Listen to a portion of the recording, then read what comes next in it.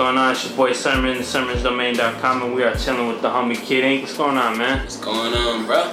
Yeah, so you just got done rocking the stage of Seattle, man. How was the show for you? Man, it was great, man. A lot of energy out there from the crowd, you know what I'm saying? We had rocked a late show. They still, you know what I'm saying, we were ready and up all night back in. Mm-hmm. Okay, so you've been on a lot of tour moments so far. Like, what's been your, like, most memorable tour moment?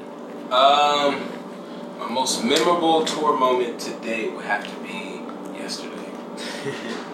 Where I missed a flight and there were no more flights and I went through hell to try to get, you know what I'm saying, to this venue and ended up having to book a private plane, making it to this venue probably 5 minutes before I went on stage. Went straight from the plane to the car to the venue to the stage. Didn't even tell the promoter, didn't even know I was there. We just ran up on stage and started the show. So it was pretty crazy to see all those fans still sitting there waiting and believing I was going to show up. He did. Mm-hmm. Okay, so you mentioned in your Karma Loop TV interview that you were a child actor for a while.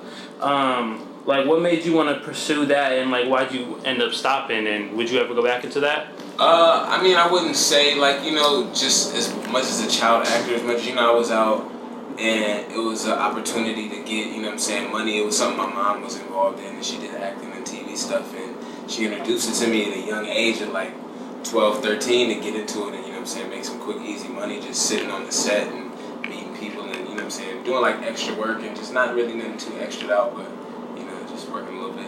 Mm-hmm. Okay, so let's talk about the album. You know, there's a fine line between, you know, mixtapes in 2012 and, you know, albums. So, like, what was the process like for constructing Up and Away as opposed to, you know, your past mixtapes? The biggest difference for me would be the recording process, going into like, you know what I'm saying, big studio with the engineer and having someone else record you and being on, you know what I'm saying, a time schedule and a deadline, where with mixtapes, I was recording and engineering and mixing and doing everything myself and mastering, you know what I'm saying, the mixtape myself as best as I could, so where it was all on my time when it was ready, you know what I'm saying, I could work on the last day before the drop.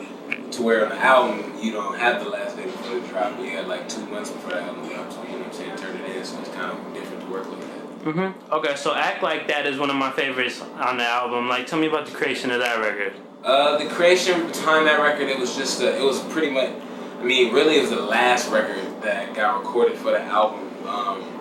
The homies, I think University sent through the beat, and the idea, like before the melody came through first, and the idea was just something I thought about before that hadn't really been touched, about a female being the person to introduce you into, you know what I'm saying, a threesome situation more than the guy is, and letting the female know that it's cool to feel that way at this moment, you know what I'm saying, and just have fun for the night and see where it goes.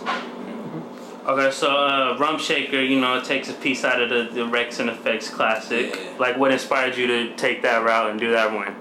I can't say necessarily what sparked the idea at that moment, but that is definitely a favorite record and a record that I grew up on as a kid, and you see what I'm saying. And it came back to me at that point when, you know what I'm saying, the song came on, and I just wanted to touch, you know what I'm saying, bass and just revisit that. And for people who didn't know what it was, maybe they go research it and catch it. Mm-hmm. Okay, so my last question is, in your recent Billboard interview, you talked about how you want to sign a major label deal. You know, you got like 4 to 5 deals. You know, what's convincing you to go to a major at this point, you know?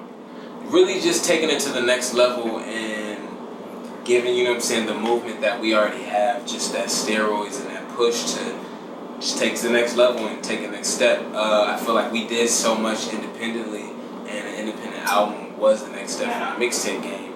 And the next step from the independent album, you know what I'm saying, would probably be that major label project.